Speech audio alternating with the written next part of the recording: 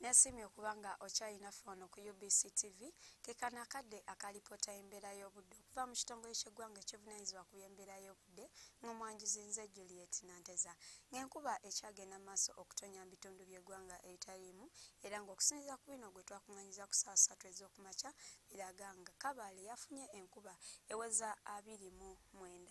ate bwe tutyako ku kifaananyi kyakubiddwa ku ggwanga yaffe mu biseera ebyo eby'okumakya kiraga nga ebitundu ebyo ebiri ku lubalama lw'ennyanja Nalubaale ssaako ne mu Bizinga byafunyeyo ebire by'enkuba ate olw'eggulo ebitundu by'eggwanga ebisinga obungi akasana kayaase ng'ate bwe kakubakubamu nga bwe tutunyako ku ekyo ekyakubiddwa ku Ssemazinga Africa kyo kiraga nga empewo enkalu zifuwa okuva ku ddungu lya Sahara okujja mu bukiikakkono bw'eggwanga lyaffe era nga kino kiviiriddeko